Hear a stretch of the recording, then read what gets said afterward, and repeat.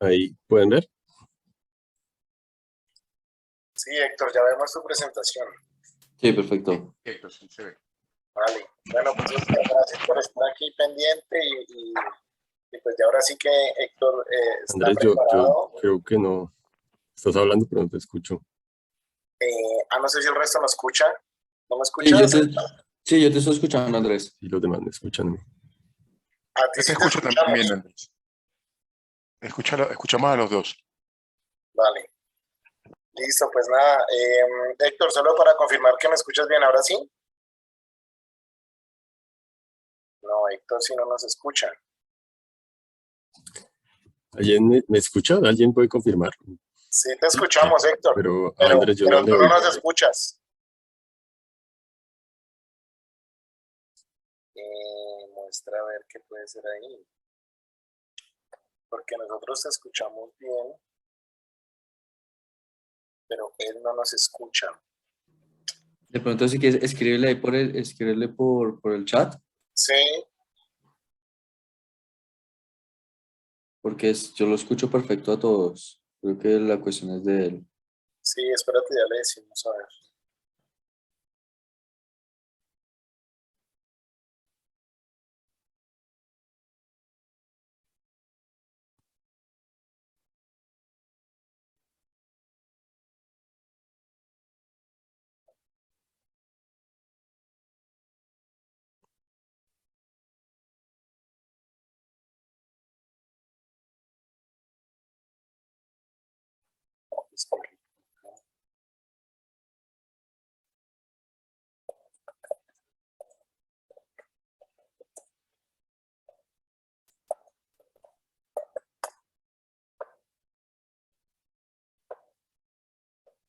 Bueno, no me contesta.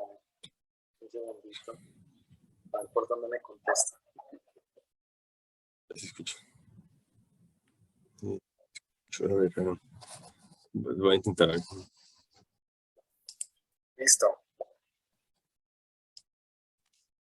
Ahora, no sé. Te seguimos escuchando. ¿Ya me escuchas a mí? Ahora sí, creo que había un problema Listo. con el altavoz. Listo. Era ahí algo entonces de tu lado porque ya te escuchábamos bien. Bueno, entonces ahora sí. Pues nada, muy buenas tardes a todos. Oscar, gracias por estar pendiente. Y pues muy bienvenidos todos a pues este ciclo de charlas que generalmente organizamos de la maestría en hidrosistemas. Y pues muy contentos de tenerlos acá y pues de sobre todo tener a Héctor que se tomó el tiempo de venir a contarnos un poco de sus temas investigativos. Entonces, Héctor, buena tarde, muchas gracias por estar acá.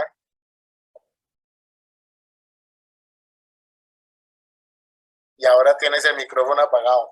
Sí, bueno, no, gracias Andrés por la invitación. Es obviamente un gusto estar aquí de vuelta haciendo algo de servicio para la maestría en hidrosistemas.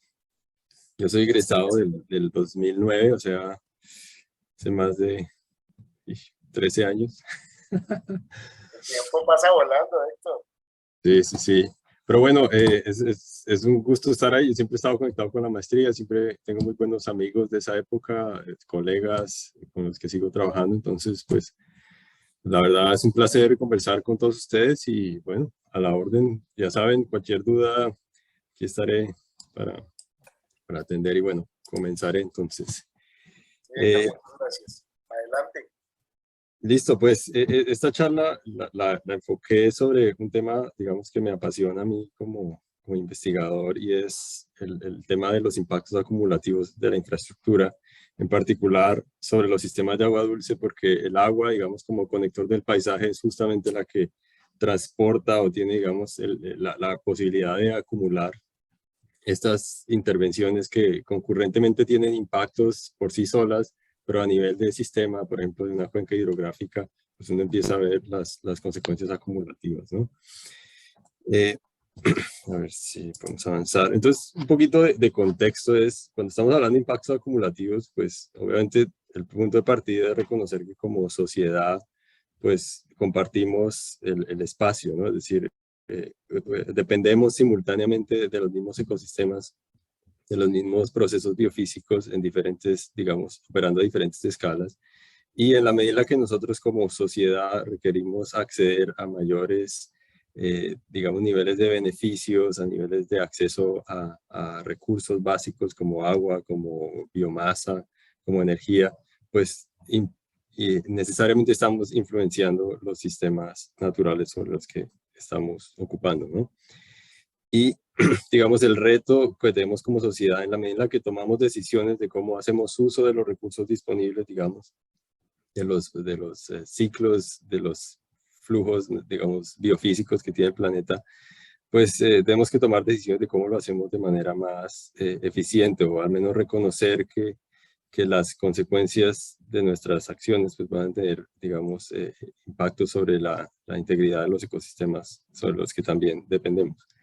Y pues las perspectivas pues son bastante, digamos, amplias, ¿no? Nosotros somos una sociedad que en el que globalmente 3.000 millones de personas viven en condición de bajo acceso a muchos de aspectos, digamos, del bienestar.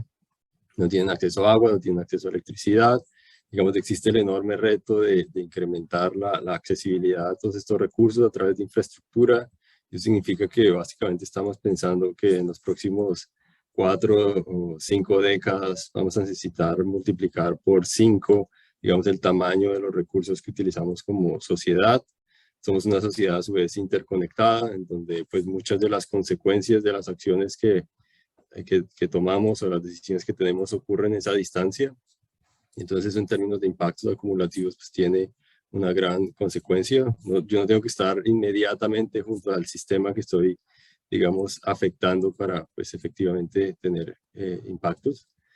Y, pues, digamos, bajo este escenario, pues nosotros estamos tomando muchas decisiones como sociedad en términos de dónde ponemos nuestra infraestructura, ¿no? Y estamos considerando aspectos como dónde hacemos la urbanización, de dónde realizamos acciones como construir embalses para poder entregar agua para uso doméstico, para energía, para agricultura, cómo hacemos para construir infraestructuras de navegación, de transporte, etcétera.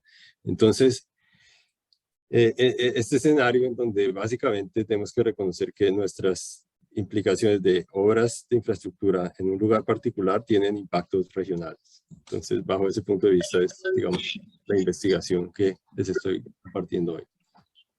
Ahora, en términos ya un poco más prácticos y simplificados, pues lo que básicamente es entender estas dos cosas. Uno es que, por un lado, tenemos a la sociedad, donde construimos infraestructuras para poder acceder, utilizar o apropiar flujos de la biosfera, que incluyen agua, energía, biomasa.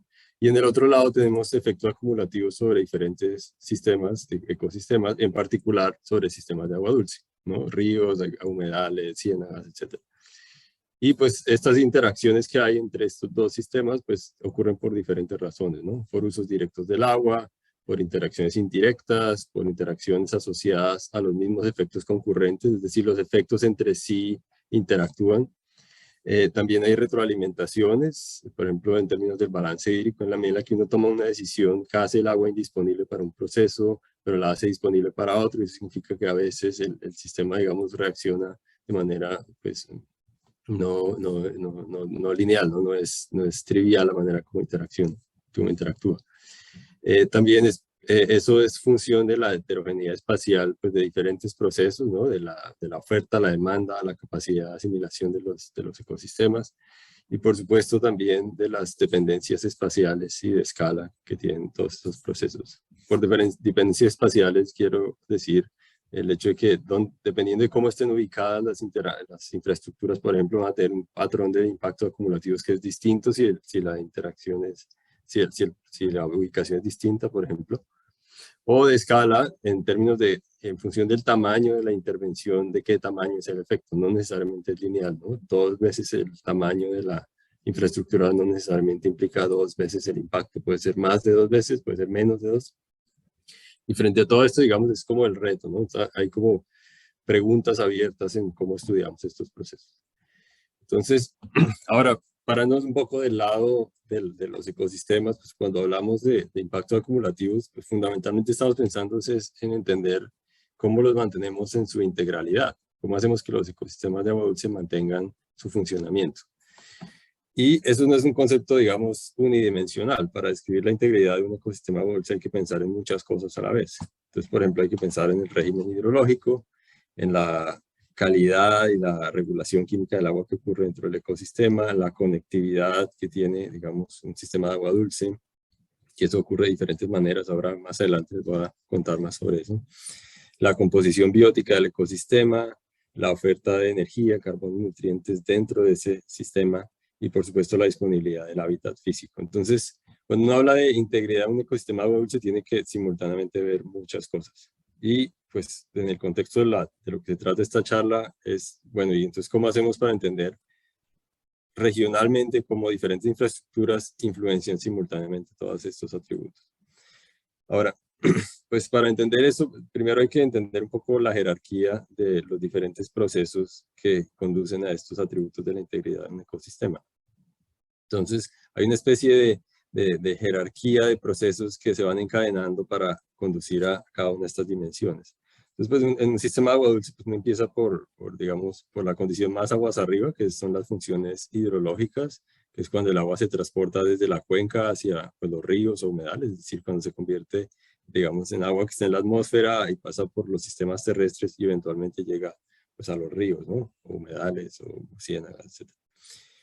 Esas funciones hidrológicas eventualmente conducen a funciones hidráulicas, ¿no? Que se refiere cuando el agua ya se está moviendo a través como parte del sistema de agua superficial, que a su vez interactúan con funciones geomorfológicas, ¿no? Que es cuando el agua funciona como interconector de otros procesos, ¿no? Por ejemplo, de agua, de sedimentos, de sustratos, de madera, etcétera, que son las que le dan la posibilidad, digamos, de producir ciertas formas dentro del paisaje al agua. De esto a su vez interactúa con funciones físico-químicas, pues que se refieren, pues, digamos, a la manera en la que pues, los procesos bióticos y abióticos determinan las características químicas del agua, ¿no? O sea, cuál es la temperatura, el oxígeno y diferentes constituyentes, digamos, del agua, ¿no? La materia orgánica, nutrientes, otras sustancias. Y pues todo esto en últimas interactúa con las funciones biológicas, ¿no? Que también determinan cosas como la biodiversidad, por ejemplo, cómo los diferentes patrones espaciales de todas estas funciones crean pues, nichos específicos dentro del sistema agua dulce que conducen a ciertos patrones de biodiversidad. Y a su vez, esto en términos dinámicos, es decir, todo esto ocurre variando en el tiempo y entonces todo esto a su vez tiene influencia sobre las historias de vida de los organismos acuáticos. Es decir, los organismos acuáticos operan dentro de esta variación dinámica que tienen todos estos procesos. Ahora, esta jerarquía de cosas que acabo de escribir, a su vez, hay que describirla en diferentes escalas. Entonces, digamos que típicamente, por ejemplo, en la práctica convencional de ingeniería, en la medida en la que se ha avanzado en la idea de estudios de impacto ambiental, pues típicamente la idea es, bueno, ¿dónde está mi proyecto? Miro en el entorno inmediato del proyecto, ¿dónde son las consecuencias? Eso significa que, por ejemplo, típicamente uno toma decisiones de impactos pensando, por ejemplo, en las escalas relativamente pequeñas digamos, del efecto. Está pensando, por ejemplo, en la escala de los tramos fluviales o en las escalas de incluso de algunos subsegmentos del sistema. Pero, digamos, algo que se queda a menudo por fuera es la noción de que como esto es un sistema más amplio, ¿qué pasa al nivel de la red? Es decir, cómo la red fluvial, como un interconector del paisaje, termina siendo impactada también por estos procesos. Entonces, en otras palabras, cuando está hablando de impactos acumulativos, muchas veces está tratando de ver esas escalas grandes, ¿no? Donde decisiones que pueden ser a menores escalas se van integrando a la vez a través, digamos, de la red fluvial y terminan pues teniendo consecuencias sobre el sistema a escala de red. Entonces, digamos, estas son como algunas definiciones básicas sobre lo que pues voy a expandirme en el resto de la charla. Ahora, cuando uno está hablando de infraestructuras, pues estamos hablando de cosas muy diversas, ¿no? Es decir, no estamos hablando solamente de un tipo de particular de infraestructura, una captación, un embalse, un distrito de riego, etcétera, sino en general estamos tratando de ver esto pues como una infinidad de procesos que en últimas concurrentemente son los que influencian los sistemas de agua dulce. Entonces, en este ejemplo hay simplificado de una cuenca con algunos, digamos, patrones de ocupación. Ustedes ven que hay ciudades, hay zonas agrícolas que tienen irrigación, bueno, ciudades que tienen desviaciones para para entregar agua potable, pero también retornos de agua residual. Hay embalses que a su vez operan en el contexto de las demandas de otro tipo de recursos como energía. Y todos estos, digamos, niveles de interacción que hay entre infraestructura y sistemas de agua dulce pues terminan combinándose, ¿no? Para afectar, en últimas, influir sobre la integridad de los ecosistemas. Digamos, otra manera de ver esto es a través, digamos, de una visión un poco más sociobiofísica del balance hídrico, ¿no? Entonces, estas flechas es lo clásico de un balance hídrico, o sea, dónde entra y dónde sale el agua digamos, por un volumen de control, que es, digamos, una cuenca. La diferencia es que aquí se está viendo es a través de diferentes subsistemas, digamos, de la sociedad. Entonces, no es el balance hídrico de lluvia escorrentía y ya, sino lluvia escorrentía, pero a la vez pasando por sistemas de irrigación, por trasvases, por almacenamientos, por desviaciones. Y pues eso hace, digamos, parte, digamos, de esta noción de que hay un montón de retroalimentaciones en el análisis de impactos acumulativos. A veces la decisión de hacer una intervención en un lugar particular puede tener consecuencias muy grandes aguas abajo, o la decisión incluso aguas abajo puede tener consecuencias de lo que pasa aguas arriba, ¿no? Entonces esta idea de ver el agua como un interconector de los impactos acumulativos pues es fundamental. Ahora, digamos un último punto para cerrar aquí como algunas definiciones básicas es que cuando uno habla de estas interacciones entre la infraestructura y la transformación de los sistemas de agua dulce, está hablando de procesos altamente no lineales. Por eso me quiero referir al hecho de que una dimensión, digamos, un objetivo con el que se quiere hacer una intervención, digamos, por ejemplo, energía, no necesariamente se tiene que producir el mismo impacto acumulativo si se hace de diferentes maneras. Diferentes configuraciones de, por ejemplo, de dónde se construye la infraestructura pueden tener los mismos beneficios, pero con un rango muy grande de consecuencias en términos de la integridad de los ecosistemas. Entonces, también ayuda a pensar un poco en términos estratégicos, ¿no? Cuando uno hace estudios de impacto acumulativo, no necesariamente está haciendo la pregunta de qué es lo que no puedo hacer, sino más cómo lo puedo hacer para evitar o minimizar las consecuencias sobre otros valores socioambientales. Bueno, entonces ahora entrando un poquito en materia, ya mostrando ejemplos, yo quiero enfocarme en la cuenca del río Magdalena, que pues es interesante para todos los que estamos en la maestría de hidrosistemas. Y de hecho, cuando estuvimos hablando con Andrés de qué hablar en esta charla, él me decía, no, pues enfoquémonos en esta cuenca porque a todo el mundo le gusta escuchar algo sobre el río Magdalena y sobre su cuenca, ¿no? Entonces, pues un poquito de contexto, pues obviamente ya sabemos, es la cuenca en términos socioeconómicos más importante del país. Solo es una cuarta parte de su territorio de Colombia, pero es el 80% de su actividad económica, el 72% de la población vive ahí. Ahí está casi toda la producción energética del país, ahí es donde ha ocurrido históricamente la mayor parte de la transformación de las coberturas vegetales naturales, y de hecho solo queda casi una cuarta parte de sus ecosistemas naturales. El resto se ha transformado a otras cosas, y fundamentalmente a tierras dedicadas a la agricultura y predominantemente al pastoreo. Y pues incluso con todos estos niveles de transformación, pues la cuenca todavía tiene unos grandes niveles de biodiversidad, es particularmente de agua dulce. Por ejemplo, hay 230 especies de peces, más de la mitad son endémicas y muchas de ellas realizan funciones de migración, ¿no? Migración reproductiva. Y por supuesto soportan una gran cantidad de beneficios y de formas de vida para la población, ¿no? La biodiversidad de esta cuenca. Entonces, pues la idea era pues, estudiar pues esta idea, los impactos acumulativos, ¿no? Entonces, pues partimos de diferentes sectores, ¿no? Como por ejemplo la hidroenergía, a través de la construcción de diques o embalses, o de la operación de los embalses que existen, la agricultura a través de la expansión de la frontera agrícola o de la aplicación de agua para irrigación, o la navegación a través de la construcción de diques sumergidos o del alineamiento de los bancos del río, etcétera, o el dragado, cómo eso tiene efectos concurrentes sobre pues, los hábitats de agua dulce o los ecosistemas de agua dulce. Entonces, pues aquí les voy a mostrar algunos ejemplos de ese tipo de transformación. Entonces, pues me voy a enfocar en tres grandes categorías. Uno es relacionado a la conectividad hidrológica, Es como los ecosistemas de agua dulce han cambiado el nivel de conectividad, o sea, qué está conectado y qué no está conectado ahora en la cuenca del Magdalena por efecto de estas intervenciones.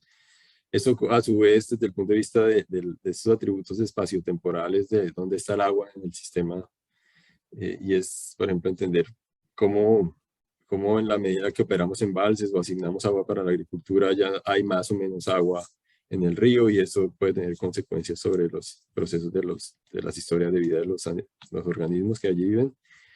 Y por supuesto también en términos de la geomorfología, ¿no? Es decir, cómo al perder otras conectividades como la conectividad del agua, también estamos sacrificando conectividad de sedimentos que tienen pues también efectos sobre los procesos geomorfológicos del río. Y pues todo esto en últimas no es solo por estudiar los cambios físicos, sino para reconocer que estos diferentes procesos físicos, como les mencioné antes, pues son los que soportan procesos del hábitat y de los ecosistemas. Es decir, si yo no tengo conectividad de agua dulce, pues pierdo la posibilidad de tener intercambios de nutrientes, organismos y materia orgánica en diferentes partes de la cuenca. Entonces puede ser que las zonas altas ya no se pueden conectar con las zonas bajas, digamos, de los ríos. O que los ríos ya no pueden ocupar sus planicies inundables y de ahí pérdida de conectividad lateral entre esos hábitats que son en donde ocurren diferentes funciones para los ecosistemas o los organismos. También puede ser que haya cambios en los procesos geomorfológicos de los sistemas fluviales y etcétera. Entonces tenemos hábitats que son cada vez, digamos, menos capaces de sostener las funciones de los ecosistemas. Y pues todo esto en últimas es interesante verlo desde el punto de vista también de en dónde concurrentemente están ocurriendo todas estas transformaciones para ver cómo estos puntos calientes, ¿no? Los hotspots de transformación potencial del hábitat a gran escala. Entonces, pues empecemos como por algunos de estos análisis. Miren, este es un análisis bastante simple que se puede hacer con cualquier red fluvial y es evaluar los cambios en su conectividad. Entonces aquí, por ejemplo, en este mapita está pues la red fluvial típica, digamos, de la cuenca del Magdalena. Ahí se ve el río Magdalena, sus principales tributarios de diferentes órdenes, el río Cauca, el río Sogamoso, etc. Pero ¿qué pasa si uno no ve la cuenca como la ve, como la haría, digamos, un avión, bueno, digamos desde arriba, sino la ve como la ven los peces, ¿no? Desde el punto de vista de su continuidad longitudinal, ¿no? Entonces uno ve más o menos es esto, un perfil longitudinal de hábitats que, digamos, concurrentemente están cambiando de escala en la medida en la que confluyen diferentes ríos desde las zonas altas a las zonas bajas, ¿no? Entonces, pues uno tiene este patrón de conectividad para el sistema. Y lo que ustedes ven en esta gráfica es que cada vez que cambia de color la red es porque hay una gran barrera, por ejemplo, un embalse hidroeléctrico o un embalse multipropósito. Y entonces en esos puntos, pues básicamente muchos procesos, por ejemplo la migración de los peces, pues completamente se interrumpen. Entonces si por ejemplo hay peces que parte de su historia de vida es estar en las zonas bajas, por ejemplo en las ciénagas, pero deben después hacer alguna migración, por ejemplo migraciones reproductivas, pues hay una gran cantidad de hábitats que ya no van a estar disponibles. Y si uno lo ve desde el punto de vista, digamos, del tipo particular de pérdida de conexión, pues digamos la situación es relativamente grave para el caso de la cuenca del Magdalena, porque la mayor parte de los hábitats que se han desconectado, y estamos hablando alrededor de entre el 50 y el 80%, son hábitats donde históricamente ocurrían las reproducciones de los peces. Entonces los peces ya no tienen los sitios donde antes iban a reproducirse y pues eso tiene un impacto sobre la viabilidad, digamos, de los esfuerzos reproductivos. Ahora uno lo puede ver, digamos, este análisis lo hicimos incluyendo los modelos de distribución de diferentes especies que tienen importancia económica para la cuenca. Entonces uno ve cómo esta pérdida, digamos, del efecto de la disponibilidad de hábitats de peces para moverse en la cuenca, a su vez tiene efectos sobre las poblaciones de los peces, pero no solo los peces, sino de las personas que dependen de esos peces para pues, sus formas de vida, ¿no? Los pescadores artesanales de la cuenca del Magdalena. Entonces, digamos, sí, digamos un primer análisis. Otro aspecto, digamos, básico que quería resaltar aquí es sobre la noción de régimen natural de caudales, ¿no? Entonces les decía, se refiere a esa característica dinámica que tiene el agua al moverse pues por un sistema. Hay días donde el río tiene mucha agua, hay días donde tiene menos agua, hay patrones estacionales, hay meses húmedos, hay meses secos, hay años húmedos, hay años secos, y de hecho si uno ve esto como en un continuo de escalas, lo que ve es que hay como patrones superpuestos de la manera como el agua se mueve dentro de un sistema, ¿no? Entonces, pues, si uno ve a escala horaria, pues uno ve un patrón donde el río sube y baja con cierta, digamos, eh, con, pues con cierta textura, ¿no? El hidrograma, pero en la medida en la que cambia de escala, pues ve otros patrones, ¿no? Ve el patrón estacional, ve oscilaciones seculares, ve el río cambiando a largo plazo en otras características, ¿no? Y entonces lo interesante es que cada uno de esos aspectos de la variación, digamos, temporal del río generalmente tiene funciones dentro de los ecosistemas, porque las plantas y los animales que viven dentro de estos ecosistemas pues, se han adaptado a esos ciclos de variación natural del río. Entonces puede ser que en condiciones bajas ocurran procesos como la reproducción, la dispersión de ciertas semillas o la heterogeneidad del paisaje o o bueno, sí, el crecimiento de algunos peces. Pero entonces cuando empiezan a cambiar las condiciones hidrológicas, entonces empiezan a ocurrir otros procesos, ¿no? Empiezan a desestabilizarse los sedimentos, empieza a interconectarse el paisaje, empiezan a haber migraciones de peces, después puede haber reproducciones de peces. Entonces cada uno de estos eventos distintos a diferentes escalas dentro de la dinámica de un río, pues tiene funciones dentro del ecosistema. Y la idea es poder entenderlas para poder considerar cómo acumulativamente diferentes infraestructuras pueden tener efectos sobre estos procesos. Entonces aquí hay un par de ejemplos. Por ejemplo, si nos vamos a la cuenca del río Magdalena, tenemos pues un gran número de embalses, hay más o menos 35 embalses de mediano y gran tamaño en esta cuenca.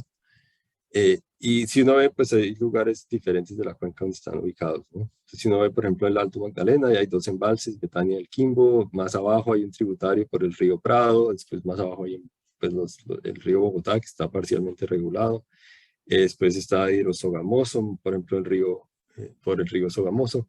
Entonces, si uno se va, por ejemplo, a la escala independiente de cada uno de estos proyectos, pues lo que va a ver es que cada uno pues, opera con sus propias reglas de operación, opera tratando de producir un nivel de energía para abastecer la variabilidad de la demanda, competir en el mercado, etc.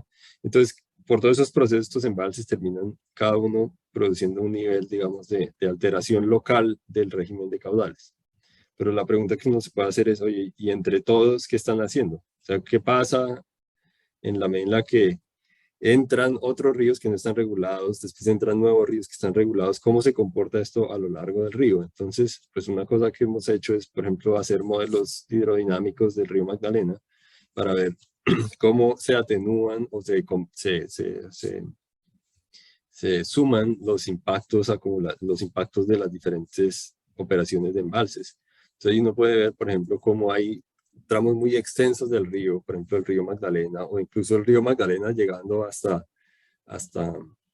aguas arriba de la Ciénaga de Zapatos, es decir, allá abajo del Magdalena Medio, en donde uno ve que el efecto concurrente de los embalses se ve por cientos de kilómetros del río, tiene cambios en sus atributos dinámicos de su régimen de caudales. Entonces puede ser que haya cambios, sobre todo en las tasas de cambio, ¿no? El río puede oscilar muy rápidamente por efecto digamos, de cómo operan los embalses, y uno alcanza a ver esos impactos bastante lejos, aguas abajo, en el río Magdalena, por efecto acumulativo. Uno no los habría podido ver esos impactos si se preocupa solamente por los efectos individuales de cada proyecto, pero al sumarlos, al verlos en conjunto, uno empieza a ver estas consecuencias.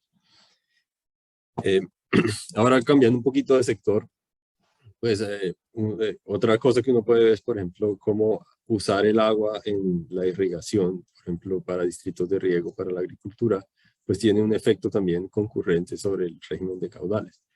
Entonces, lo que pasa, por ejemplo, en la cuenca del Magdalena es que la irrigación en general es bastante baja porque pues las condiciones climáticas favorecen un tipo de agricultura que simplemente depende de la lluvia.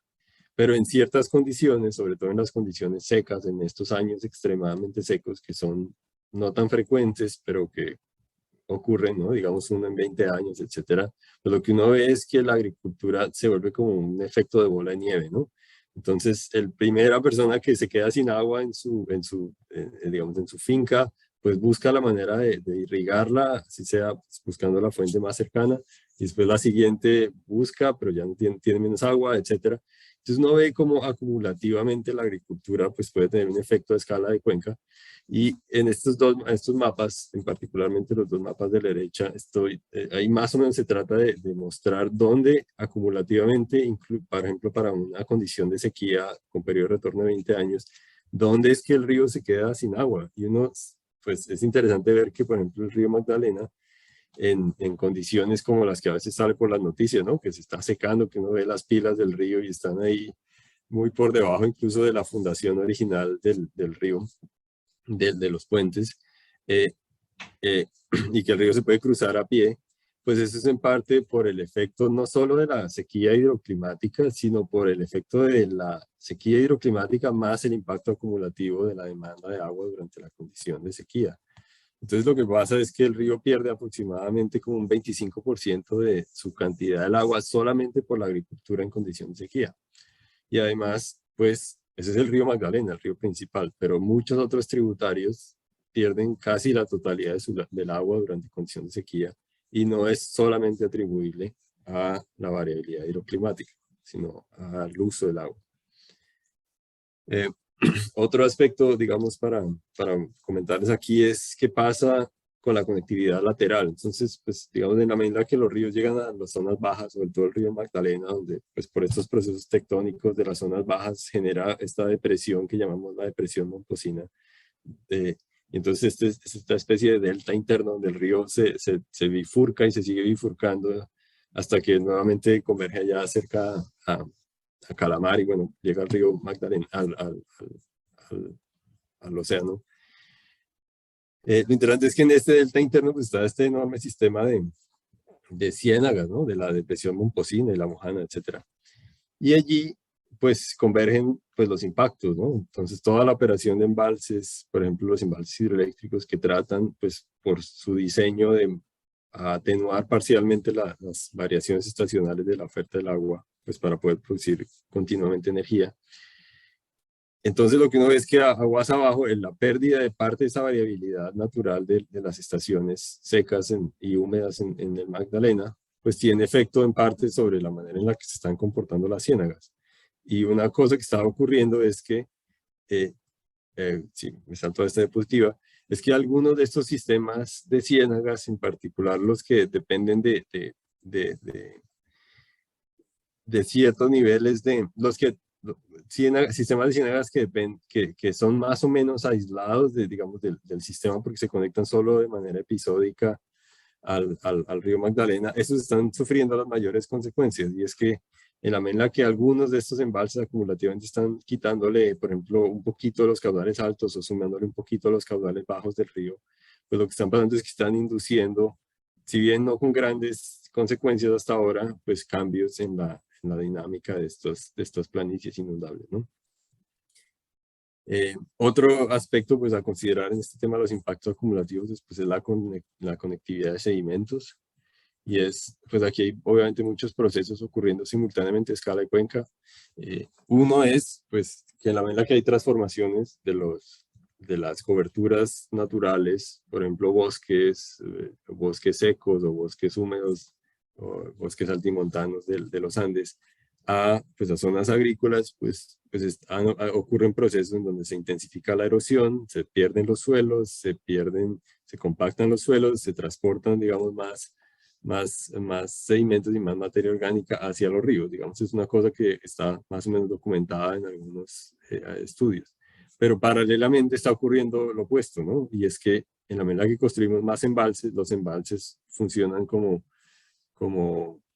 trampas de sedimentos, ¿no? Entonces el agua llega al cuerpo de agua del embalse y se frena, y los sedimentos se depositan.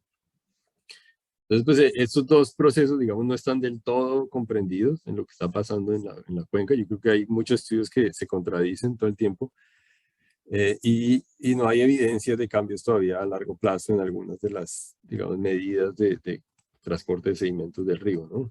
Sobre todo en la desembocadura. Pero lo que sí puede estar pasando es, digamos, que estos procesos internamente sí están generando a escalas más locales, pues consecuencias, ¿no? Zonas donde el río está tendiendo a hacerse más recto porque tiene menor capacidad de transporte o mayor capacidad de transporte, o las pendientes del río están cambiando.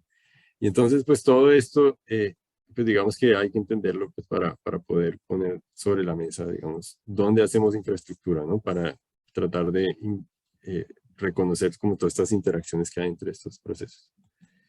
Eh, Ahora, ¿qué pasa si uno dibuja todos estos impactos que les acabo de mencionar pues, sobre la biodiversidad? Entonces, pues, por ejemplo, en el mapa de la izquierda aquí hay un mapa de calor que muestra la riqueza de especies de agua dulce, ¿no? Es decir, dónde viven las diferentes especies de peces en la cuenca del Magdalena, ¿no? Y hay algunas, digamos, zonas de mayor riqueza, ¿no? Por ejemplo, en el Magdalena Medio, etcétera. Y en donde están ocurriendo simultáneamente estos efectos. Entonces, en donde hay mayor fragmentación de los ríos en este momento, donde hay mayor regulación artificial de los ríos, donde hay mayores reducciones en los caudales bajos, en particular condición de sequía, por efecto de la irrigación, en donde hay atrapamiento de sedimentos por embalse. Y como ustedes ven, digamos, bueno, digamos, esta gráfica solo trata de mostrar un poquito dónde está la biodiversidad en comparación en dónde están los impactos.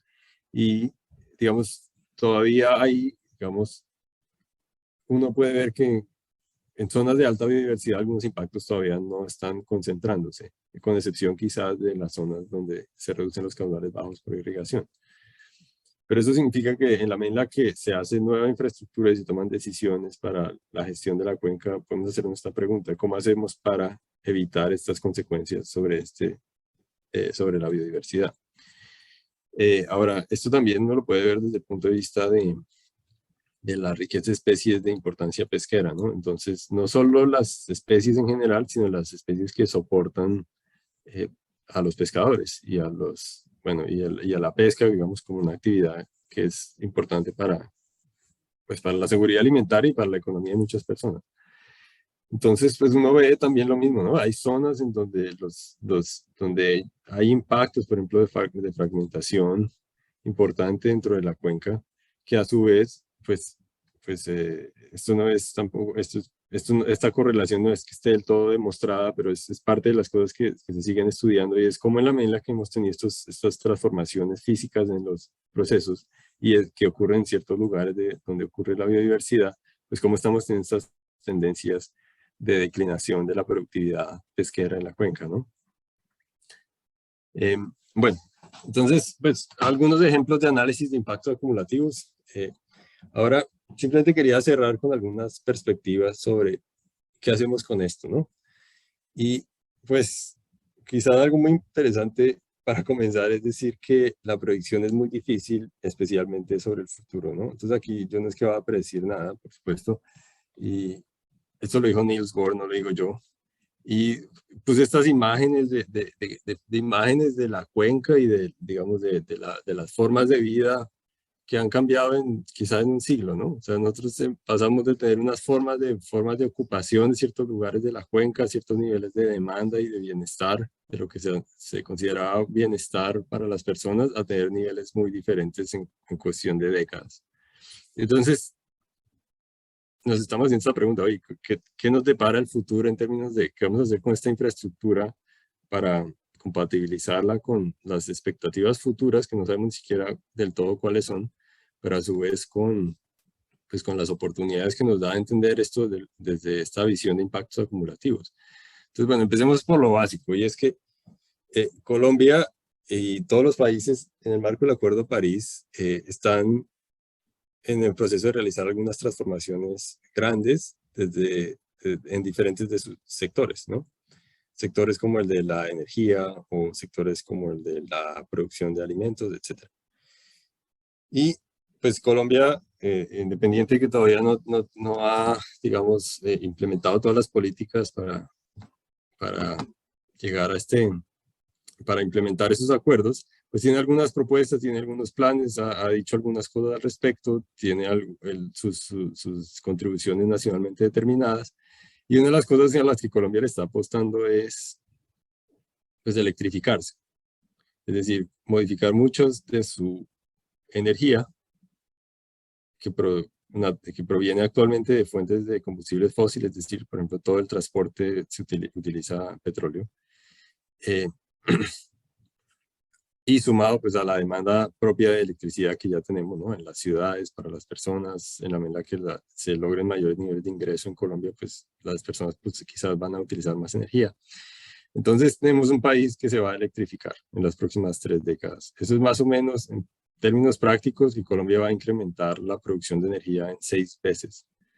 Y eso es un poco también aclarando que cuando uno habla del Acuerdo de París, muy a menudo y de decarbonización, todo el mundo piensa que es que se va a producir menos energía, cuando en realidad lo que estamos haciendo es que vamos a producir mucha más, solo que tenemos que usar diferentes formas para producirla, pero es, digamos, un sector que va a crecer.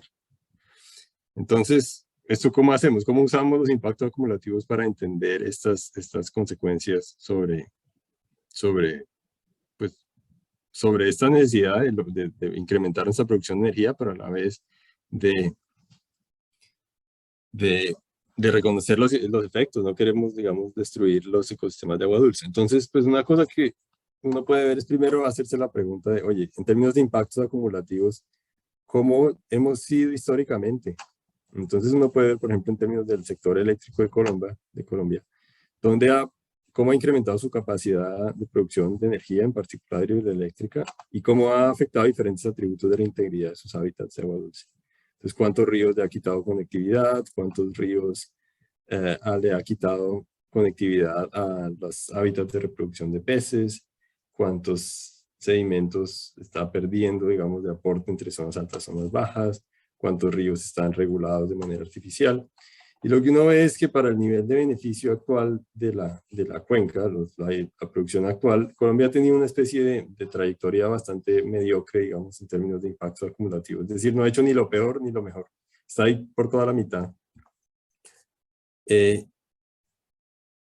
Y cada puntico de estos pudo haber sido una manera de configurar el sistema, ¿no? O sea, cada puntico de esto habría podido ser un futuro distinto o un presente distinto para esa condición, digamos, de producción de energía. Entonces, beneficios versus impactos. Entonces, una cosa que uno se puede hacer es, oye, pues parémonos en el presente, ignoremos los puntitos que ya no se pueden hacer, miremos las posibilidades del futuro y vemos qué pasa en términos de esas trayectorias posibles. Entonces, lo interesante es que aquí uno puede ver, como comenzaba al principio de la charla, ver ese rango de impactos. ¿Qué pasa si vamos a lo que propone el Plan Energético Nacional, que fundamentalmente es renovables no convencionales como solar y eólica, etcétera, pero que necesita un poquito más de energía regulada como la hidroenergía para poder apalancar esos renovables no convencionales? Bueno, si no se va hasta allá, más o menos lo que ve es que hay maneras de seguir incrementando la capacidad instalada, pero minimizando los impactos acumulativos, es decir, futuros posibles donde algunos de estos puntos, que son un futuro particular con una configuración de proyectos hidroeléctricos, por ejemplo, no tiene mayores efectos adicionales respecto a la condición actual, versus otros proyectos que sí, si uno no hace un análisis de impacto acumulativos, podrían ser cualquier otra de estos puntos, ¿no? Podría ser incluso el peor. Entonces, digamos, ahí uno ve la utilidad de este tipo de análisis, ¿no? Otra cosa que se puede hacer con esto es que una vez que uno ya tiene el análisis de impactos acumulativos, pues puede entrar a usar otro tipo de herramientas para hacer la ingeniería de estos sistemas, ¿no? Y empezar incluso a conectar ambos procesos, ¿no? ¿Qué pasa si hago la ingeniería a la vez que hago análisis de impactos acumulativos? Entonces, hacerse la pregunta de cómo puedo optimizar mi proyecto individual en la medida que veo las consecuencias de lo que está pasando en el contexto. Entonces, por ejemplo, aquí lo que hicimos en este otro estudio era ver qué pasa si escogemos unos proyectos donde fundamentalmente, me voy a volver aquí un poquito, si escogemos los proyectos solamente que caen en estas trayectorias azules o rosadas, que son los que, digamos, tratan de minimizar algunos riesgos socioambientales, ¿no? Como la fragmentación o la regulación artificial, etcétera. Y entonces nos paramos en estos proyectos. Obviamente uno ya no puede desarrollar el mismo número de proyectos de ingeniería si filtra, digamos, por los proyectos que tienen menor impacto. Entonces, en vez de hacer 97 proyectos, hace 30. Pero al final puede ver que al minimizar todas estas consecuencias socioambientales, lo que termina son con proyectos más rentables. Entonces, en vez de tener una tasa interna de retorno del 13%, tiene una tasa de retorno del 17%. Entonces, lo que demuestra esto también es que al hacer impactos acumulativos como parte, digamos, del flujo de trabajo de un proyecto de ingeniería, uno termina también identificando proyectos que minimizan riesgos socioambientales, terminan siendo más rentables y a su vez, pues digamos que se acomodan mejor al contexto, ¿no? Lo mismo pasa, digamos, cuando uno lo ve desde el punto de vista de la agricultura, ¿no? Entonces, ¿dónde vamos a hacer más, producir más comida para el crecimiento poblacional de las próximas décadas? Pues tenemos también esas decisiones, ¿no? Podemos tomar decisiones en donde terminamos impactando más de manera acumulativa el río Magdalena o otros de sus tributarios, o condiciones en donde, por el contrario, minimizamos esos efectos. Bueno, y todo esto además, no quiero aquí sonar demasiado trágico, pero en un contexto de cambio climático, ¿no? O sea, en la medida que hacemos impactos acumulativos, tenemos el reto, digamos, de que la ingeniería también se adapte a esta no estacionalidad de las condiciones climáticas. Entonces, tenemos que ver el futuro, pero a su vez, asumiendo que el clima del futuro puede no ser igual que el clima que se ha observado en los últimos años, ¿no? Entonces, puede ser que estos sistemas estén en trayectorias de transformación amplia, donde, por ejemplo, las ciénagas del Bajo Magdalena puede ser que se conviertan en sistemas mucho más intermitentes de lo que son actualmente, y eso pues, eso sumado a las demás decisiones de desarrollo de infraestructura significa que los impactos acumulativos pueden ser, digamos, pues considerados, pero también parte inevitable, ¿no?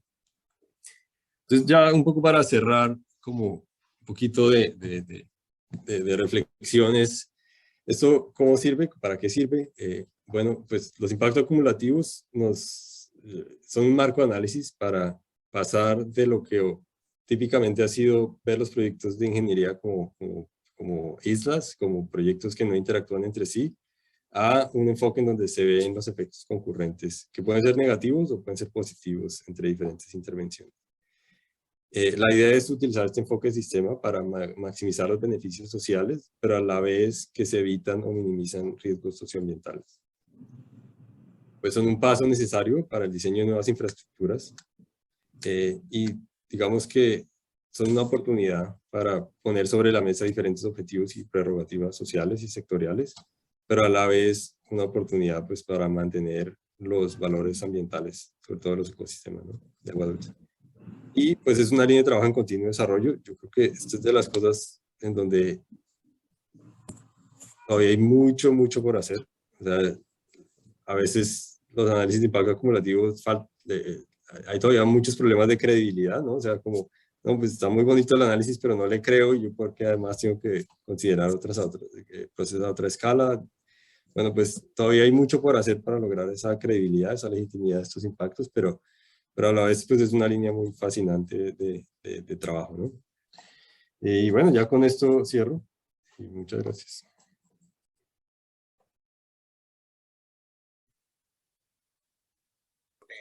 Bueno, Héctor, pues muchas gracias. Yo creo que pues, nos dejas con muchas como inquietudes también tu presentación, ¿no? Es como abrir un poco el panorama a todos estos pues, múltiples cambios que les damos a los sistemas. Entonces, pues muy interesante ese enfoque, y pues nuevamente agradeciéndote esto. Pues aquí ya hay unas preguntas de la audiencia, entonces pues voy a empezar aquí como a leerlas. Que pues vamos a ver a quién encontramos aquí primero. Bueno, Adrián Ramírez nos pregunta un poco del equilibrio de captación de agua dulce, ¿no? Y que pues digamos se ha venido incrementando con incrementos de población, pero pues como que no se siente mucho esa pérdida, o no le dábamos mucha importancia a esa pérdida de agua, y él hace la reflexión de cómo podríamos llegar a ese equilibrio después de tantas bocatomas que tenemos a lo largo del río. ¿Qué piensas al respecto? Pues, digamos, la pregunta del equilibrio es fascinante cuando uno hace estudios de impacto acumulativo, porque los equilibrios no necesariamente, quizás la palabra más apropiada sería como metaequilibrio, porque son equilibrios como locales. Entonces a uno le dicen, oiga, y Bogotá está en desequilibrio. Bueno, sí, sí, pues imagínense 10 millones de personas que dependen de las mismas fuentes y además unos que le hacen indisponibles las fuentes a los demás. Sí, eso es un problema. Ahora, en términos de impacto acumulativo, hay herramientas para tratar esos desequilibrios localmente, pero si uno va a otra escala, el desequilibrio no lo ve. ¿Sí? A otra escala, un poquito más abajo, incluso entra a la desembocadura del río Bogotá en el Magdalena y ya no ve ese desequilibrio ahí. Entonces, yo creo que la manera de usar estos enfoques para esa pregunta es mostrar a diferentes escalas dónde están los problemas, dónde los problemas se terminan atenuando y ver hasta qué punto un problema a cierta escala podemos vivir con él, siempre y cuando a otra escala todavía permita mantener otros procesos, ¿no? Entonces, ¿será que necesitamos, será que Bogotá, siendo incluso tan concentrada o las grandes ciudades tan concentradas en términos de demandas y los impactos que producen localmente, en últimas termina siendo más apropiadas como formas de ocupación del territorio que tener esos impactos en todas partes de otra manera? Entonces el impacto acumulativo le puede a uno ayudar a mostrar eso. Bueno, Sí. es que la complejidad de las preguntas ya aquí, ¿no? Bueno, ven acá, continúo. Cristian Contreras nos pregunta que dónde podríamos consultar tus publicaciones. ¿Tú tienes algún, no sé, algo que mantengas actualizado, ResearchGate, algo así? Sí, claro, ahí en ResearchGate me pueden buscar, ahí están todas las publicaciones. Hay unas nuevas que no son del Magdalena, por ejemplo, una para la cuenca de la Amazonía que está bien interesante, bien controversial además. Y bueno, y hay otras, ¿no? Pero ahí me encuentran. Mi perfil de Google Scholar también está actualizado. Si me buscan, ahí me encuentran fácil. Listo, entonces ahí para Cristian, pues ya ahí queda la cosa. También de Emerson nos pide la presentación, luego pues le pedimos a Héctor de pronto que nos la envíe en PDF para poderla compartir con la audiencia. Y el profe Álvaro Wills tiene aquí otra pregunta también muy interesante, Héctor. Bueno, aprovecho para saludar al profe, bienvenido, un gusto tenerlo acá. ¿Qué podemos hacer respecto a la producción extraordinaria de pequeñas centrales? A veces 5 o 6 a lo largo de corrientes menores. Y pues él también comenta que el licenciamiento es muy laxo y se toca pues de manera individual, sin incluir pues este efecto de cadena, ¿no? Entonces, ¿qué opinas con respecto a este tema? No, pues digamos, estoy de acuerdo, digamos, hay como dos perspectivas típicas en la práctica de ingeniería frente a estos problemas de la demanda, de entrar, digamos, al negocio de la energía, ¿no? Una es la perspectiva del desarrollador. Entonces, el desarrollador, pues, dice, pues, ¿cuál es mi objetivo? Pues, producir un proyecto rentable, operar dentro de las reglas del mercado y del sistema, pero yo quiero un proyecto rentable para mí. El planificador, por ejemplo, la UME o el Ministerio de Energía, tiene también, tiene otros objetivos. O sea, tiene el objetivo de producir proyectos que sean rentables y eficientes económicamente, pues para que la gente venga a producir energía en el mercado, pero también quiere tener, digamos, un sistema confiable, ¿no? Y esos dos generalmente no se pueden hablar a menos que uno haga un estudio de impacto acumulativo. Porque cuando uno hace un estudio de impacto acumulativo, lo que hace es que le está mostrando a uno la oportunidad de tener un sistema más optimizado desde el punto de vista económico y al otro más optimizado desde el punto de vista de tener un sistema que le saca el verdadero potencial a los sistemas, digamos, a los recursos disponibles en la cuenca. Entonces, uno puede poner a la gente a hablar a través de estudios de impacto acumulativo. Por ejemplo, las diapositivas que les mostré al final, que están, digamos, bastante resumidas, es un estudio mucho más largo, pero lo que mostraba es que justamente hicimos eso. Oiga, ¿qué pasa si uno hace el enfoque clásico, business as usual, de hidroenergía en Colombia, que es bastante reaccionario al mercado, ¿no? Entonces, para los próximos 5 años o 10 años que necesitamos, compiten ahí, escogen más barato y ese es el que va a entrar al mercado en el futuro, ¿no? Entonces dijimos, oye, ¿qué pasa si permitimos cierto nivel de planificación de mayor tiempo y de coordinación entre los proyectos para poder escoger los más eficientes? Y entonces lo que pasa es que uno termina con un portafolio de proyectos muy distinto, que no prioriza esos proyectos necesariamente de pequeña escala, pero que a la vez es más rentable y tiene menos riesgos socioambientales. Entonces, pues ahí hay una oportunidad de hacer las cosas mejor. yo creo que a los ingenieros, digamos, nos toca empezar a mover un poco la práctica en esa dirección, ¿no? A proponerle a los inversionistas hacer impactos acumulativos antes que cualquier otro. Pero bueno, hay una cosa que me surge a mí, Héctor, es que la ley no pide esos estudios de impactos acumulativos, ¿no? Entonces, si a mí me dan mi licencia para mi proyecto, yo no tengo que pensar en el impacto acumulativo de los otros que ya tienen asignadas sus licencias. Las cosas se empiezan a enredar un poquito a veces, ¿no? No, claro, sí. Convencer ahí también de ese tema es, también yo creo que nos toca mirar cómo escalamos eso, porque mientras no se pida de manera oficial, pues la gente evita estos pasos, ¿no? Pero es interesante que hay algunas autoridades ambientales que ya cuando hacen estos estudios revisan los estudios de impacto ambiental, empiezan a hacer este tipo de análisis. Y hay proyectos que les ha ido mal en el estudio de impacto acumulativo y terminan negándoles la licencia. Entonces, digamos que ahí también la perspectiva del desarrollador es pues no invierta plata en cosas que desde el punto de vista de impacto acumulativo usted desde el principio había podido haberse dado cuenta que no era el mejor proyecto. Esto también es una especie de filtro, ¿no? O sea, porque al ser estudios de gran escala, pues no necesariamente tienen que ser tan detallados, ¿no? Bueno, sí pueden ser detallados, pero no necesariamente requieren información tan precisa como un estudio, digamos, clásico local de impacto ambiental. Vale, sí. Bien, a ver, ahora una pregunta acá de Karen Alarcón. Ella dice que es de REMSA y quiere que le aclares por qué consideras que no hay impactos acumulativos de las hidroeléctricas, o que le aclares esa parte. Creo yo que es más bueno, yo no sé si fue al final. Lo que quise decir es que donde están los mayores impactos acumulativos todavía no es en las zonas de mayor biodiversidad. Pero no quiere decir que no hay.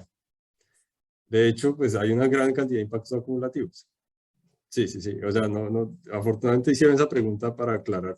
Yo sí, decía yo que era más bien como una aclaración ahí. Sí, y de hecho, pues al principio más o menos lo mencioné, o sea, hay impactos acumulativos que ya son bastante importantes en la cuenca del Magdalena. Por ejemplo, el principal es la pérdida de conexión a hábitats de reproducción. O sea, cuando uno estudia las distribuciones históricas de peces que hacen migraciones reproductivas en la cuenca y la cruza con las zonas donde los ríos ya no pueden estar conectados porque hay una gran barrera, ahí se ha perdido como entre el 50 y el 80% de esos hábitats. O sea, más o menos la mitad de las áreas, al menos de donde había antes reproducción de peces migratorios, ya no pueden haber reproducciones. Entonces, el éxito de la reproducción de muchos peces de la cuenca del Magdalena es mucho menor. De acuerdo. No, y reciente hicimos con una estudiante de la maestría estudio de impactos, pues que pueden ser acumulativos porque son morfológicos. Y si uno mira la foto actual, pues ahí está el impacto acumulado, ¿cierto? En la morfología del río. Hay unas zonas en donde los cambios son pero totalmente visibles y de una magnitud bien importante. Entonces, se tiene que estar circulando. Sí.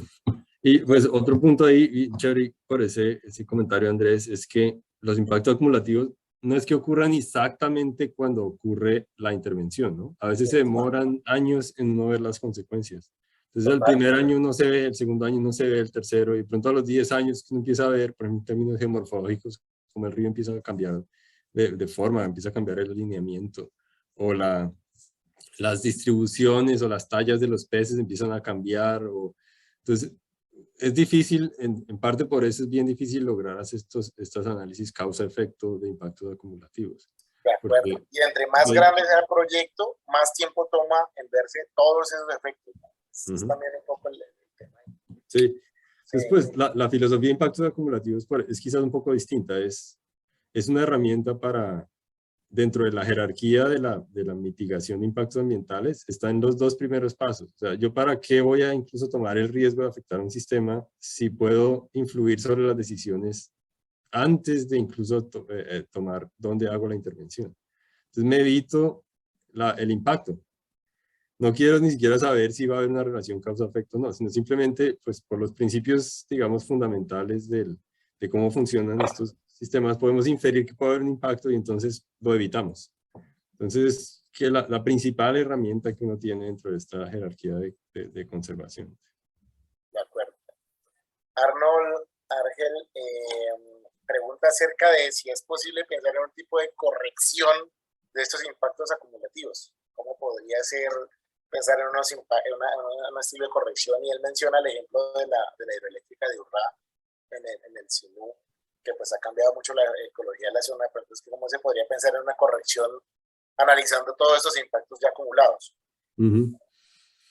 Bueno, pues digamos que hay como dos niveles de esa pregunta. Uno es que, porque estaba viendo que él lo habló sobre Urrá, ¿no? En la pregunta, Arnold. Sí, es bien, menciona el caso de Urrá, sí.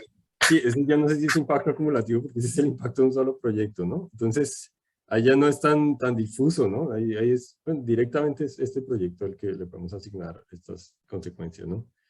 Pues yo no sé,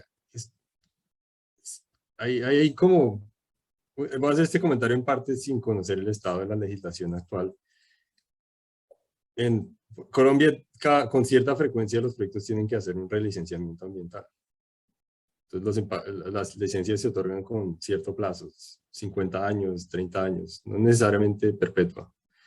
Entonces, cuando existe el relicenciamiento, existe la oportunidad de incorporar nuevos componentes, digamos, de conservación o de protección ambiental dentro de un proyecto de ingeniería, ¿no? Entonces, esa es otra línea de trabajo, ¿no? O sea, ¿yo cómo hago para reoperar o modificar un proyecto para cumplir, digamos, nuevos objetivos que no estaban originalmente en un estudio de impacto ambiental? Pues es una opción. Ahora, digamos que hay otros países donde el estudio de impactos acumulativos ya se ha empezado a utilizar para decidir cuáles son, por ejemplo, las zonas óptimas para reconectar. Entonces ya la pregunta no es dónde construyo el embalse o dónde hago la nueva infraestructura, no necesariamente tiene que ser un embalse, sino cuál de todas las infraestructuras que tengo que demoler.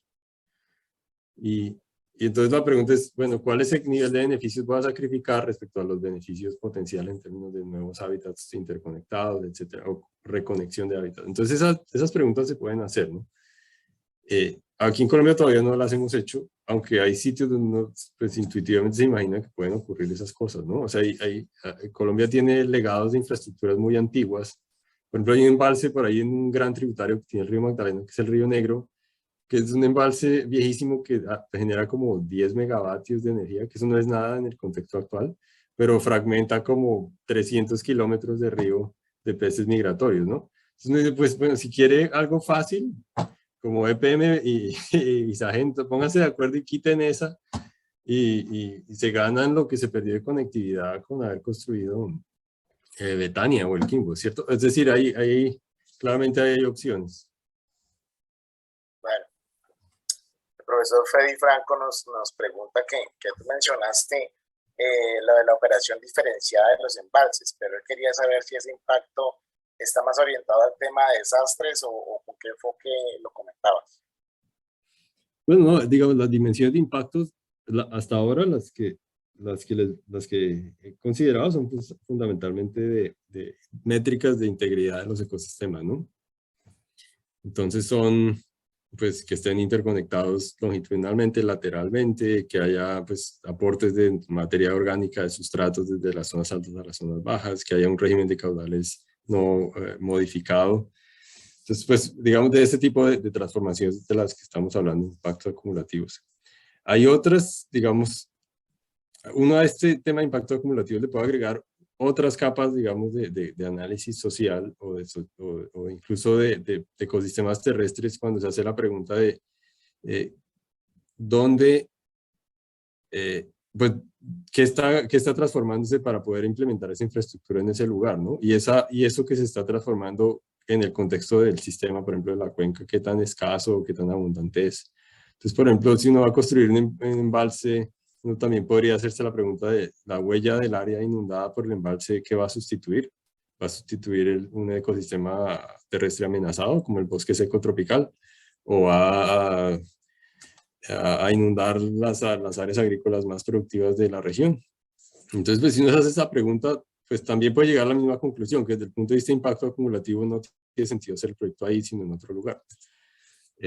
Sí, digamos, y eso es una métrica de riesgo socioambiental, ¿no? O sea, como exponerse pues a un conflicto social asociado a implementar una infraestructura que desplaza, digamos, otra actividad, otra forma de vida, ¿no? Claro. Justamente por esa línea, mira que coincide, Iván Ariza nos pregunta, ¿tú qué opinas sobre el uso metodológico de estos impactos acumulativos para la resolución de conflictos socioambientales, justamente? ¿Cómo es la aplicación en esa línea? Ay. Las preguntas se van complicando, bueno, vean. No, pues digamos que pues los impactos acumulativos muestran una cosa y es que a veces hay dilemas, muestran cuáles son los dilemas reales a los que se enfrentan estas infraestructuras, ¿no? Es decir, para poder hacer esto, yo qué tengo que sacrificar a escala de sistema. Pero también pueden ayudar como a esa negociación social si uno le muestra a las personas que desde el punto de vista estratégico para la sociedad, esa opción es la mejor a la escala de la sociedad, ¿no? Entonces uno se sienta a negociar, bueno, pues los impactos versus los beneficios, cómo los vamos a redistribuir y cómo vamos a compensar las consecuencias a quienes ven las consecuencias, pero a la vez mostrando que hay una oportunidad para la sociedad de obtener unos beneficios a otra escala, ¿no? O sea, no es necesariamente llegar, lo que ha pasado históricamente aquí es que dicen, vea, este es el proyecto porque yo lo desarrollé y se me ocurrió hacerlo acá y es estratégico, entonces hay que quitarlo de ahí. Vamos a desplazar lo que sea que estaba antes ahí. Y no hay esa negociación diciendo, mira, es que hicimos un análisis de todo el sistema, usted hace parte de esta sociedad y en este lugar es donde podemos hacerlo lo mejor posible. Entonces, ¿por qué no nos sentamos a negociar sobre esa base de que este es un lugar realmente estratégico para tomar una decisión conjunta? O sea, como que esa posición clásica de, ¿cómo es que le dicen acá en Estados Unidos? Del not in my backyard, no al lado mío, ¿no? O sea, hágaselo a otro. Pero es que su backyard es el lugar ideal. Entonces, ¿por qué no hablamos más bien de cómo hacerlo bien? Yo creo que eso le puede agregar un poquito de profundidad a la negociación y a la conversación social. Yo no creo que sea la solución, porque claramente estos temas algunas veces son muy difíciles, ¿no? No hay ni siquiera un acuerdo sobre los principios fundamentales, pero al menos puede ayudar a minimizar algunos riesgos. Y la otra es el punto de, bueno, si yo incluyo como criterio cosas que no quiero afectar a nadie, pues incluso aparecen nuevas opciones de proyectos, ¿no? Entonces ya no es el proyecto convencional, sino es otro y todavía se puede, digamos, explorar opciones de ingeniería. Claro. Bueno, Fabio Vélez también nos hace una pregunta interesante. En esa pronto yo te ayudo un poquito, pero primero te escuchamos a ti. ¿Qué pasará con la acumulación de sedimentos de los embalses cuando estos se desmonten por vencimiento de vida útil? Y pues quieres saber si eso se ha planeado, se ha pensado en alguna línea. Pues hay estudios y yo pues sé que existen, digamos, anecdóticamente, pero pues digamos, no puedo, digamos, traer ninguna profundidad en esa respuesta. Sé que existen casos de desmontes de embalses y parte del manejo de sedimentos pues es parte del proceso. ¿Que eso se haya planeado en Colombia? No que yo sepa. Y habrá escalas en las que el proceso es manejable y escalas en las que quizás no es manejable, ¿no? Sí. Sí, ahí yo sí he visto un poco más de cerca estos procesos y ahí hay varias cosas que son bien difíciles de analizar. Cuando se desmonta una presa, hacen de todo para tratar de mirar qué tanto tiempo se demora ese volumen de sedimentos almacenado en retornar al cauce. Y siempre el plan es tratar de que esa devolución de los sedimentos sea lo más gradual posible. Y resulta que nunca se logra. Desmontan la presa y ese volumen de cemento es tan grande, en 3 meses o 4 meses ya se ha desalojado el paso que tenía el embalse. Entonces, algo que se acumuló durante 40, 50 años, resulta que en 6 meses ya está de vuelta al sistema fluvial. Y pues cambia muchísimo las formas del río porque pues hay procesos de sedimentación muy fuertes. Pero digamos que ese es un súper reto, ¿no? Y ahí hay otras cosas importantes y es que cambia mucho la configuración de estos sedimentos en cuanto a temas de nutrientes. Entonces ahora, algo que he estado reteniendo todos los nutrientes más los sedimentos en el embalse se los devuelvo de una vez al río, pues la cosa tiene sus impactos. También la mayoría de veces he visto que cuando se retiran estas presas, pues el impacto para el ecosistema es positivo, pues porque por lo menos se recupera esa conectividad longitudinal, ¿no? Pero el río nunca vuelve a ser el mismo, ¿no? La teoría es que pongo la presa, se afecta, quito la presa, se vuelve al punto inicial. Eso nunca pasa. Sí se recuperan cosas, pero nunca se llega al estado inicial, que es lo que muchas veces se piensa. Pero bueno, ahí meto la cucharada un poquito. No, de acuerdo. Es un poco de mi lado.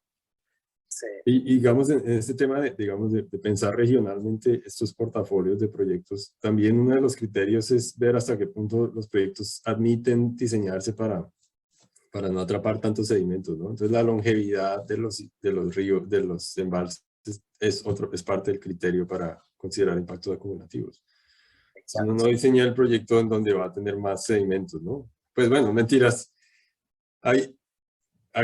Colombia acaba de inaugurar varios proyectos que están en zonas de mayor aporte de sedimentos, pero si uno se pone a pensar en cómo este tipo de consideraciones cambiarían esa práctica de diseño de proyectos y de identificación, pues esto definitivamente debería considerarse. O sea, no es algo trivial y no debería priorizarse proyectos de corto plazo, porque pasa lo que acaba de decir Andrés, que al final no sabemos qué hacer con ese pasivo ambiental.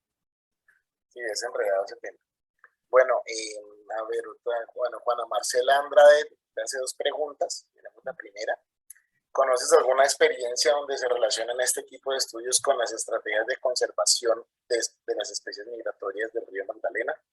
Ya que hay alto endemismo y hay especies como alguna que ya menciona, los Longileostris, que están en peligro crítico de extinción.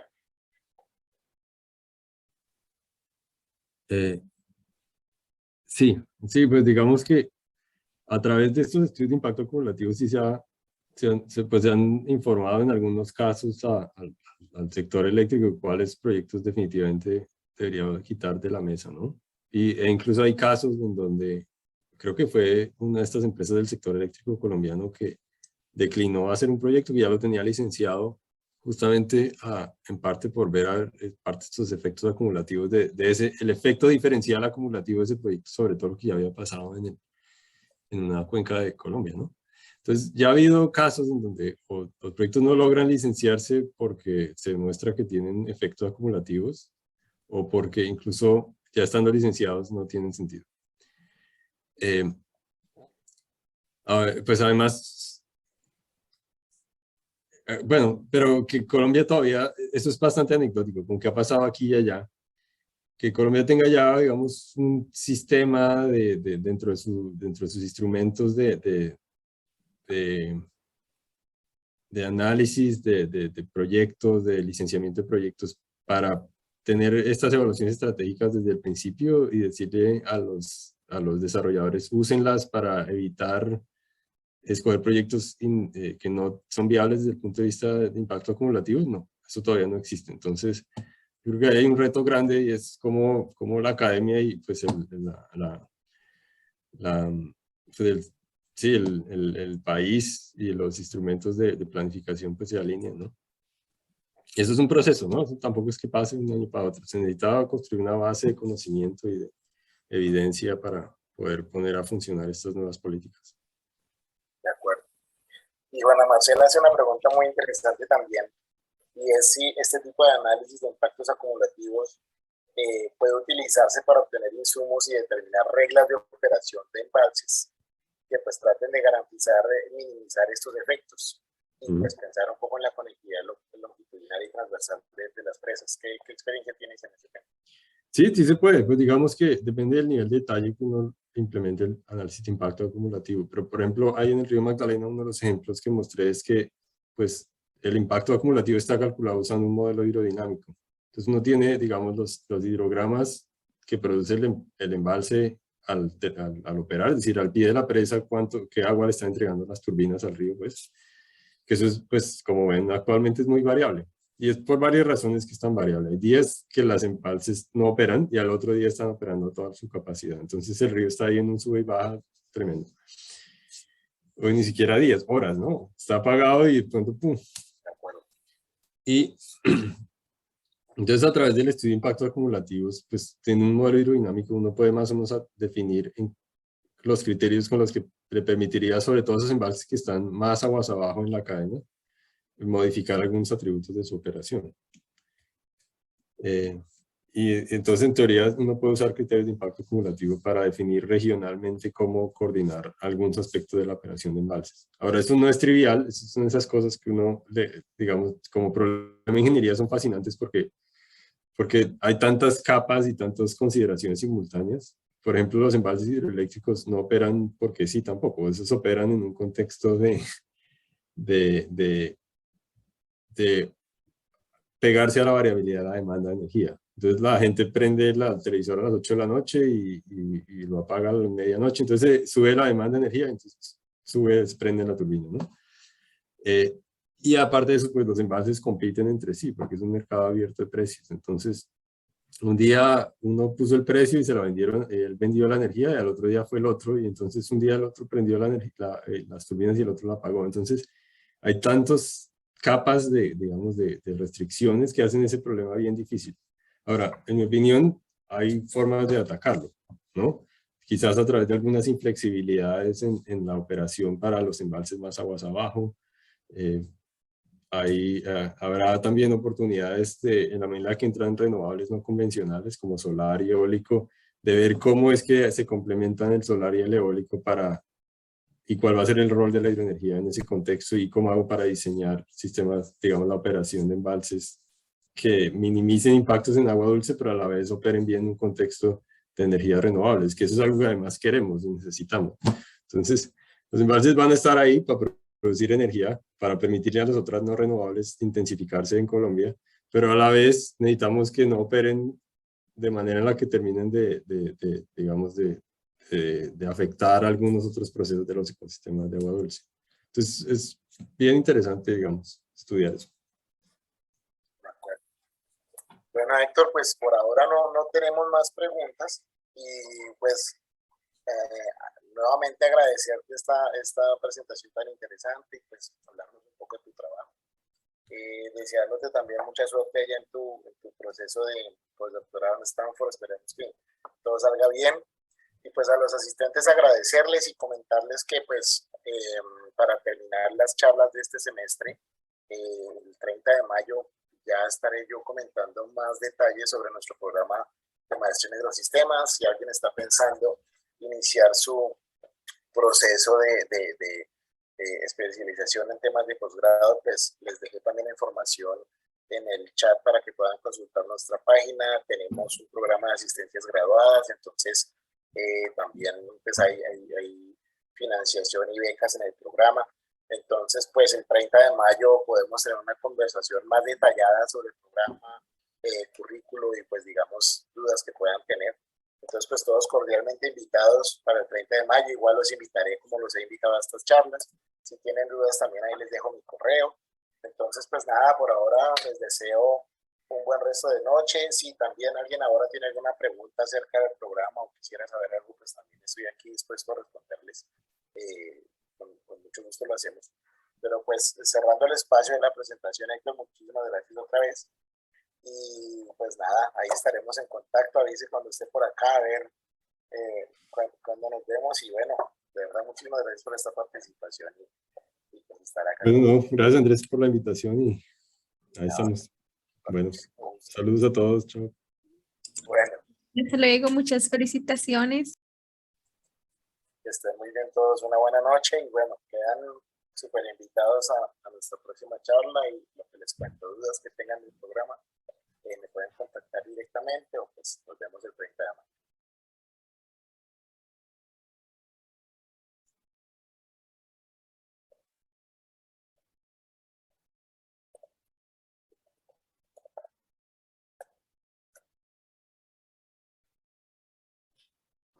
Profe Andrés, muchas gracias, estamos hablando. Bueno, Oscar, gracias a ti por estar pendiente y ahí quedamos atentos. Listo, profe, estuvo una buena convocatoria, 87 personas. Sí, estuvo muy bien. Chévere. Muchas gracias por todo. Vale, Andrés, un abrazo, un saludo, feliz muchas noche. gracias por la Claro, un interesantísima placer verte. presentación. Buenas noches. Genial, muy bonito, muy chévere, muy chévere. Muchísimas gracias. Gracias. Gracias, gracias. No hice preguntas porque tengo muchas. No importa, hubiera hecho preguntas, César, siempre abiertos a eso. Bueno, Pero bueno, no, después chévere. No por acá. escribir ese correo, pero muchas gracias por la convocatoria. Muy interesante. Bueno, no, con gusto. Bueno, hasta luego. Que estén muy bien. Hasta luego, Karen, todo. Gracias por estar acá.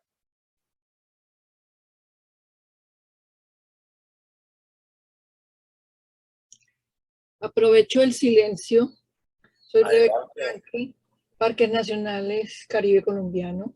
Ahora hablo un compañero, Arnold, que mostró su inquietud sobre URRA, pero Sí. también nosotros por nuestros parques en la zona costera estamos recibiendo los efectos acumulativos de toda la cuenca de lo que nuestro, mejor dicho, admirable expositor expresó de manera muy interesante y me preguntaba era, ¿y cómo hacer para que todo esto llegue realmente a un nivel?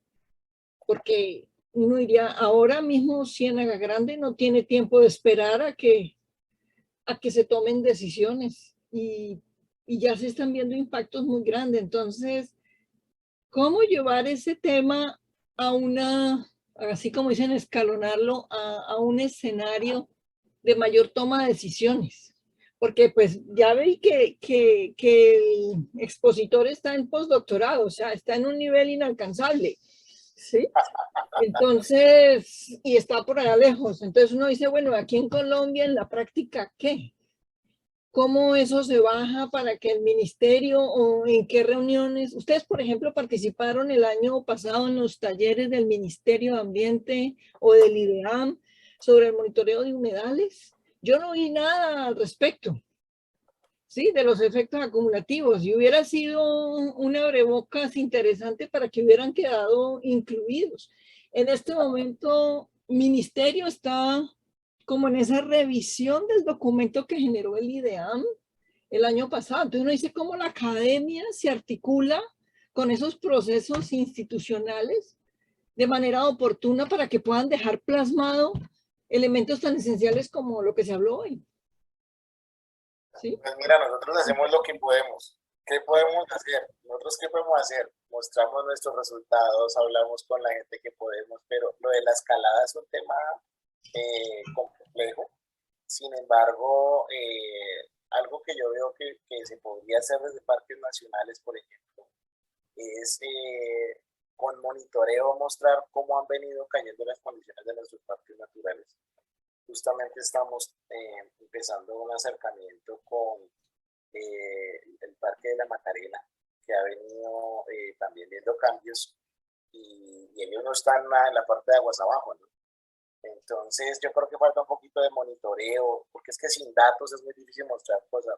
Los datos del profesor Juan Darío Restrepo del EAFIT tiene aportes de sedimentos en la cuenca y uno diría todo lo que pasa en los Santanderes, que cae a la depresión Momposina y terminan llegando acá abajo. ¿Sí? ¿Cómo llevar eso? En este momento hay un proyecto que tiene que ver con la Ciénaga Grande de Santa Marta, pero pues no sé cómo.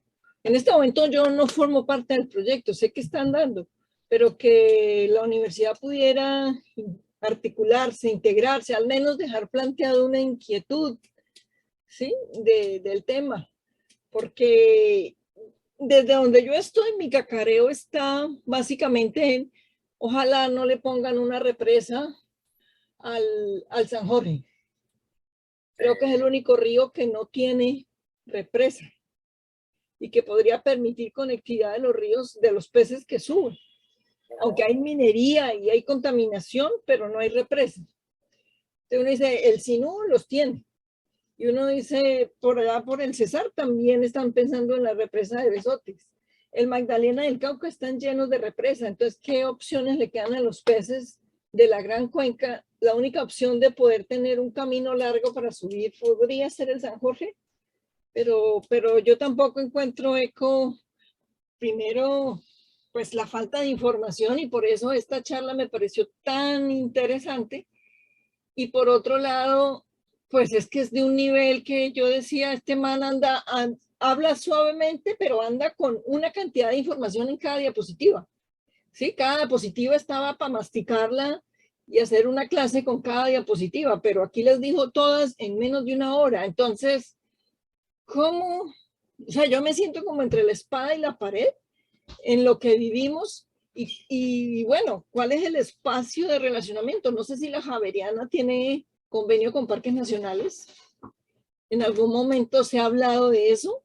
¿Y cómo podría haber alguna articulación? Por acá hubo un curso que dieron, un curso fue, y dieron una charla y fue, sé que fue la Javeriana, pero lo que no sé es cuál facultad, ¿ya? Sobre el tema de como la articulación y de los humedales, pero son cosas que tengo que poner en el papel, llamar a quién fue, cómo se llamó ese profesor, que era de la Javeriana, que nos dio y que por ahí hubo un abrebocas y ahora este programa con ustedes es otro. Y entonces uno dice, bueno, ¿cómo hacemos para que eso venga acá y en la toma de decisiones? Por ejemplo, el área Ramsar y reserva de biosfera, que es la Ciénaga Grande, en conectividad con la reserva la reserva de biosfera, que es la Sierra Nevada de Santa Marta. Los planes de manejo construidos ahora con los indígenas hablan también de las conectividades de los ríos, de las ciénagas, de la sierra a la ciénaga, pero se queda como en el cacareo sin datos, en el cacareo del corazón. Yo te entiendo, Rebeca, y a veces a nosotros nos pasa un poco lo mismo, ¿no? Porque pues a nosotros pues nos fascina este tema, estamos tratando de meterle la mejor tecnología que podemos, vamos y medimos. Yo creo que nosotros no podríamos llegar tan directamente en las tomas de decisiones, pero por lo menos podemos mostrar qué pasa, analizar los problemas y por lo menos hacerlos ver, que eso es lo que yo creo por donde debemos empezar. Entonces igual si en algún momento te interesa pues que hagamos un acercamiento para ver el caso específico de ustedes, pues nada, me escribes y con Sí, lo que yo pero pueda. entonces yo estoy viendo aquí su correo es por donde le llega a uno el mensaje. Eso. Entonces nada, si quieren nos conectamos ahí igual en cualquier momento pues coordinamos una visita, lo que se necesite, lo podemos mirar y empezamos a evaluar en qué les podemos ayudar, ¿no? Nosotros pues hacemos investigación en estos temas, cada trabajo de maestría de nuestros estudiantes está orientado a producir un artículo científico orientado en el tema que escogió, entonces seguramente esos temas aplicados pues tendrían pues mucho interés de nuestros estudiantes, entonces si podemos apoyar con monitoreo, con análisis de información, con esta implementación de técnicas pues avanzadas que pueden ayudar a entender un poco más lo que está pasando, por ahí empezamos, por lo menos. Vale. Entonces yo veo aquí su correo a vargasl@javeriana. Yo voy a averiguar el nombre del profesor que estuvo por acá, a ver si es del mismo combo suyo, y hablo con los compañeros de la Ciénaga y a ver cómo se puede hacer algo realmente. Claro que sí. Digo que yo estoy en la Facultad de Ingeniería para que sepas. Puedes haber sido de la Facultad de acá de Ingeniería o de otra facultad, pero lo hablamos y miramos cómo podemos pues colaborar con ustedes. Vale. Ay, muchas gracias por la oportunidad de hablar. Claro que sí, todos bienvenidos para eso también, ¿no? De eso se trata. Ay, muy amable, muchas gracias. No, con muchísimo gusto. Y me quedo pendiente de la reunión del 30. Listo. Espero poder estar. Ustedes dicen que la graban. ¿Dónde quedó grabada? ¿Dónde la puede uno ver? Para compartirla con compañeros de parques. Nosotros estamos subiendo estas charlas a nuestro canal de YouTube. Entonces, Maestría en Hidrosistemas en YouTube, y ahí encuentran la charla, por lo menos la pasada, la del profesor Arduino de la UNESCO. Ahí la encuentras ya, y esta la subimos ahí luego. Ah, bueno, para yo hacerle también propaganda acá con los compañeros. Y el que no haya podido estar, ahí nosotros la subimos en nuestro canal de YouTube. Y por ejemplo, ahí en nuestro canal de YouTube ves las salidas técnicas que hacemos con nuestros estudiantes y pues vamos a hacer mediciones en diferentes partes de Colombia, entonces ahí también te encuentras eso. Las sustentaciones de nuestros estudiantes de maestría ahora las estamos colgando en ese canal también. Entonces otros temas también de interés puedes encontrar ahí. Es un canal que hay que ir a consultar. Listo. En YouTube nos encuentras. Ahí está el canal de Maestría en Hidrosistemas. No, ya a estas alturas de mi vida no puedo hacer una maestría, pero ya quisiera No yo. importa, pero en el canal digo, no importa, hay consultas. La Vale, mando más tarde, Rebeca, ¿por qué no? Si eso es lo que quiere hacer, haga. feliz noche. Chao. Vamos a ver, chao. Noche para todos. Bueno, hasta luego.